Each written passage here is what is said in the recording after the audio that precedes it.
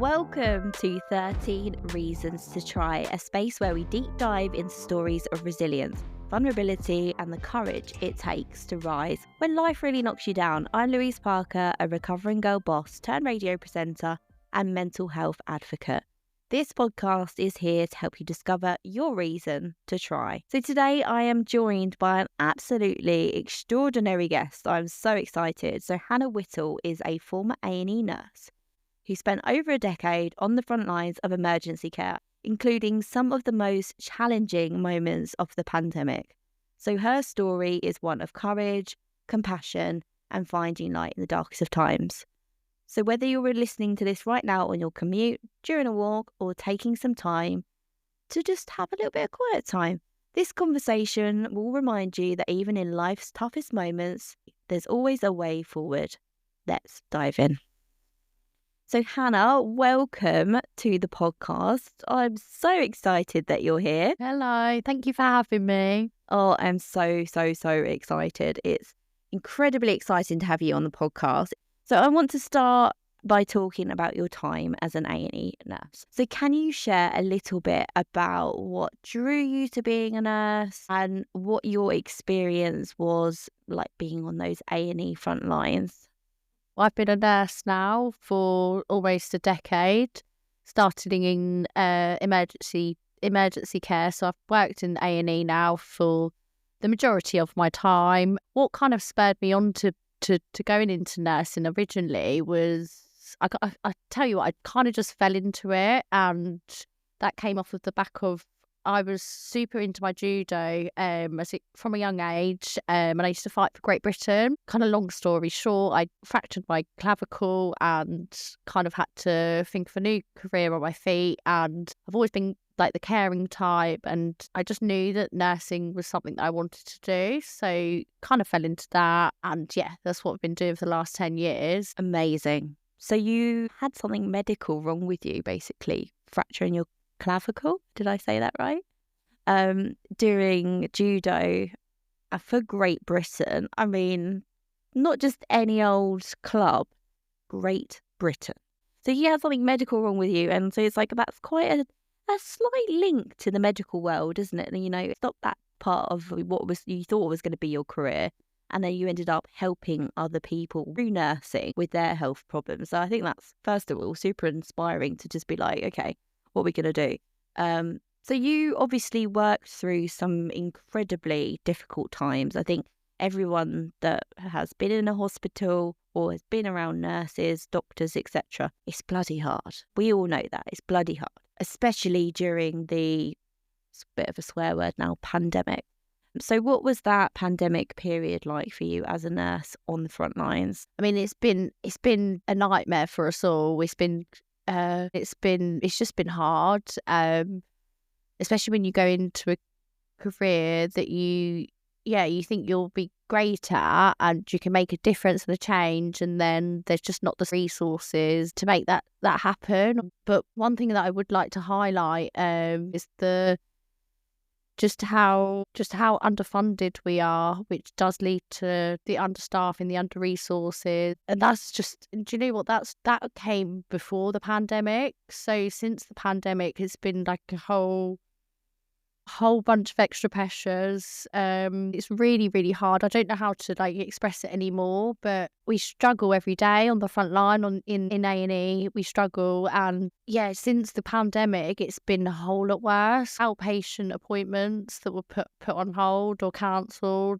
All of these things have led to more of an issue. So I think there's something that we've all seen is people in the corridors. It is a very sad state of affairs. I know my local hospital is West Suffolk Hospital, and they even have to set up, demountables outside now because they just don't have the space. Lots and lots of old hospitals, and a lot of patients don't get discharged because they're waiting for their meds or they're reliant on social care. Just wondered from an insider's point of view how you feel about all of that. You don't go into the profession thinking that you're gonna give the gold standard care that we're meant to give and we're trained to give, to just giving the bare minimum, and it depletes us as nurses. It's noticeable, even more so now during the pandemic. Winter pressures, it was always a case. We're not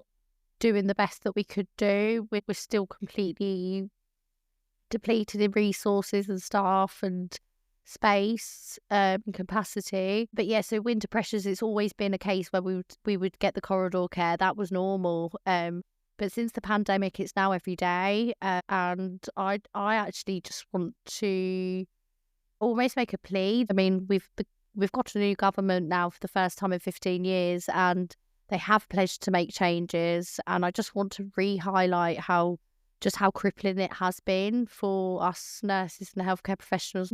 And I don't want the promises that have been made to be overlooked or brushed aside any longer, not just because of the impact it has on patients, but the impact it does have on staff. Yeah, I think that's really key. And I think if it was your grandparent or your parent in hospital, you wouldn't want them in a corridor, would you? And they wouldn't want to be in a corridor either. And I think a bit like you, because we know each other, if you don't want to be a nurse anymore, you can still use that gold standard of care for other things as well. Use your skills that you have. Those skills, being a nurse, being empathetic, being able to administer medications and things like that, you could use that with so many things. And that is the whole point of this podcast, is if you want to have a change, obviously, if you want to be a nurse for the rest of your life, like, absolutely go for it. But if you want to change at all, as I've said in the first episode, you can utilise any of your skills, you can bundle them up, work out what works where, and you can just flourish in another career or another freelance role or a business or even something voluntary. You can literally utilise it for anything.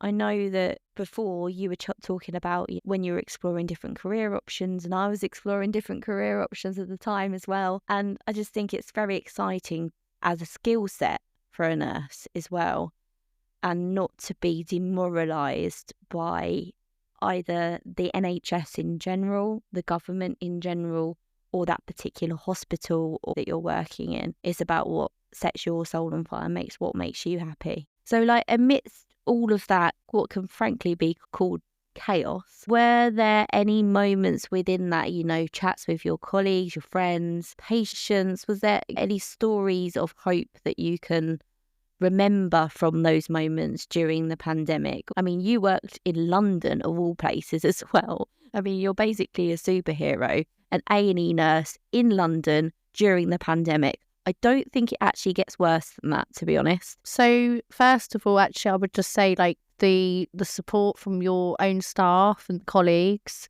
So I had one colleague that was very close to me that helped me along the way, which was like compelling in a really, really difficult time. Because I mean, myself and like many others lived away from home during the pandemic. So any nurses and doctors out there that was living away from their families, it was completely, it was just devastating. It was hard. It was just hard for all of us. Having another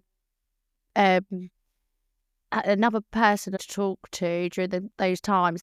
I mean, nurses are empathetic people, so they're always going to be, and that's kind of the reason why they do tend up getting burnt out, because they, like, the demand of the job, then being the backbone of the care given in the hospital, and just having to, they just get demoralised because they're constantly working hard, can't do what they want to do, and so we have those issues, but we also have the colleagues. Luckily, we're nurses, so we have that support from each other. But what we want is to outreach that support and to hopefully get some support from, the government, which is our plea, really. Yeah, I think that's really important as well. It's like, the more people that are talking about what's going on, the better. It doesn't matter if there's a million voices out there talking about it.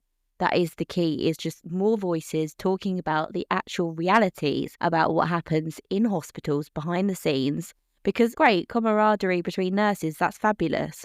But if you're not getting that support, and I know that you're very passionate about the new government, but I think what is important to highlight is this conversation in itself.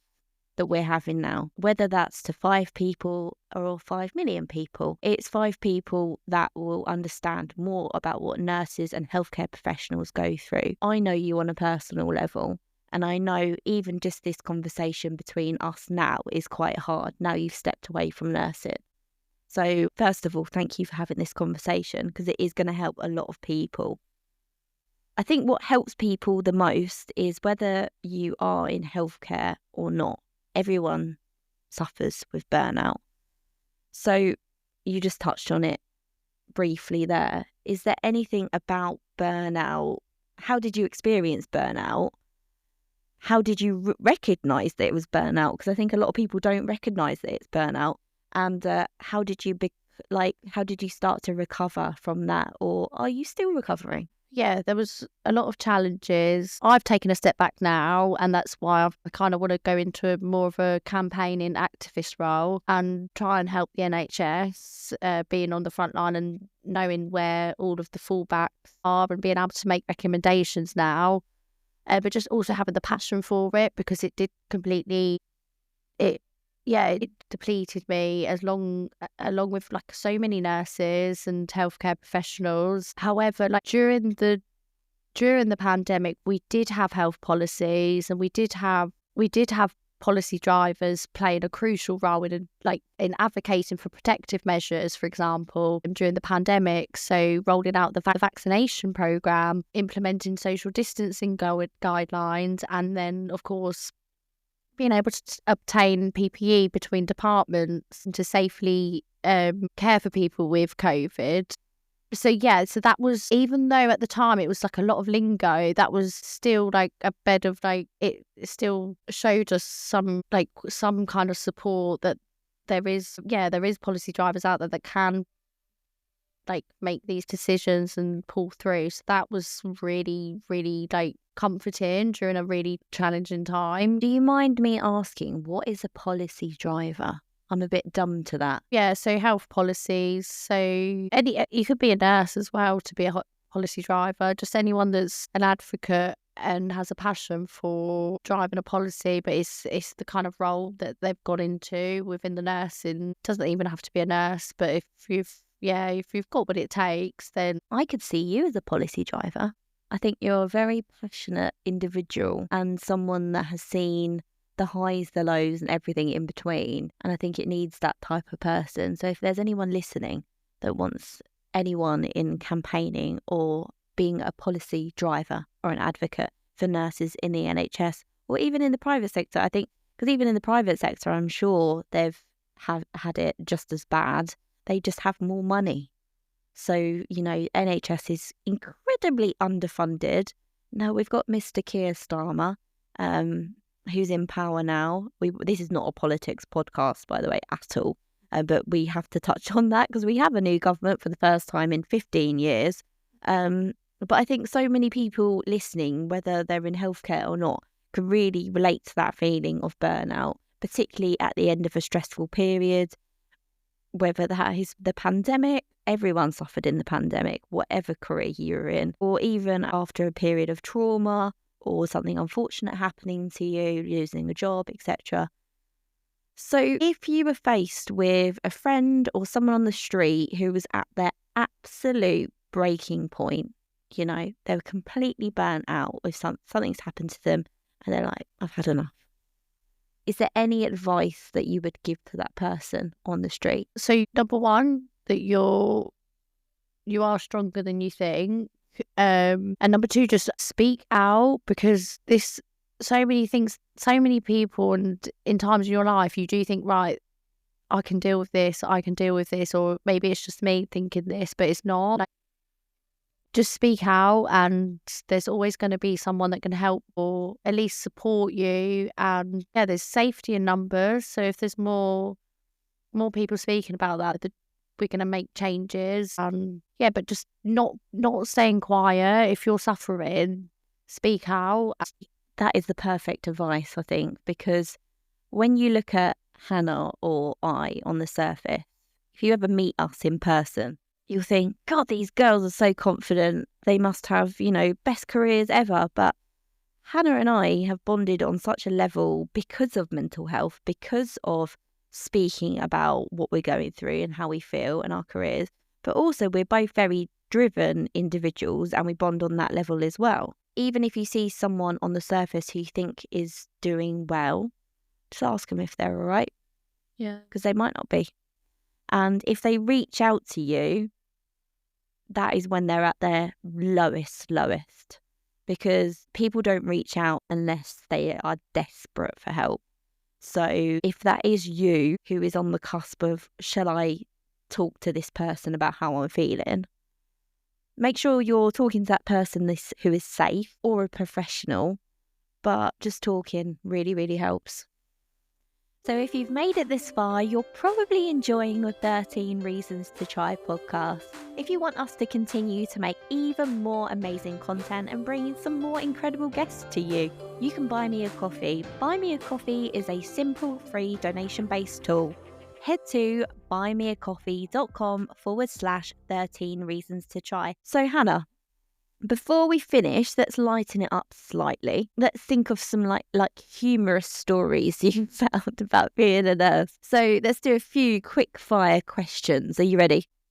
I think so. So what is one thing that people get totally wrong about being a nurse? That you're very sexy and have it all made up, put together. You can get it down when you go home. But that's quite far from the truth because you're quite often exhausted and just want your bed. I love that. Carry On Films have a lot to answer for, I think. Even though that was a long time ago. I think it's Carry On Films 80s. Yeah. Yeah. I think they, even Holby City, Casualty, all of these things, they've got the makeup teams. It's not real. It's not real. So how do you practice self-care now? It can be something as cliche as yoga or something as basic as wine. How do you practice self-care? Okay, so I do enjoy the glass of wine occasionally on the weekends. I love tennis at the moment. So that's what I'm doing at the moment. Yeah, my tennis is actually what keeps me peaceful at the moment, and then generally just going for walks, speaking to my family, chilling out. I've got a few things that keep me relaxed, but yeah, I'd say for sure, yeah, definitely tennis, like sport. If you're a sporty person and you need to get some aggression out, then it's definitely a good sport to take up. Tennis, I might have to give that a try. I like watching tennis, but actually playing tennis, not so much. So if you go back to, I don't know, 10 to 13-year-old Hannah, I don't know if you were doing judo at the time, but imagine that version of you, the one with the fringe. If you can give that Hannah a piece of advice, what would it be? Just be yourself, girl, and be happy in what you're doing and what you want to do, and just keep going. Always look up. Always, don't ignore the downfalls, or don't pretend everything's all rosy, but just keep going. Recognize when you need a break, and that it's okay to have a break, and it's completely okay to have a break. But just brush yourself off and you'll get there. I think being yourself is key. Yeah. I think a lot of pressures when we're younger, particularly at school, they kind of make you feel like you can't be yourself. I mean, my journey from interiors to radio presenting now, the main piece of advice that I've got from big people in the industry is just be yourself. And I think that's amazing. And I think whether you're a nurse, whether you are a high-flying lawyer or a podcaster, being yourself is key. And that is how you find your people as well, how you find your tribe. So, Hannah, I mean, I do know you already, but your story is so bloody inspiring. And I know it will resonate with so many people listening, whether they're in healthcare or a completely different career, or whether they're just in between things at the moment. So before we wrap up, I want to ask you the key question that I ask in every episode. What is your reason to try? Yeah, so just that you are stronger than you think. Great reason. Because you always are. You really always are. So thank you so much for sharing your story with us today, Hannah. Your resilience and your openness as well, no matter how difficult that may be, is really a reminder to all of us to just keep going, no matter how tough life gets. There's always a reason to keep going. And if you're listening and this episode resonated with you, share it with someone that might need a little bit of encouragement today. Don't forget to subscribe for more conversations like this one. Until next time, take care of yourself, lean into that strength, and remember, there is always a reason to try.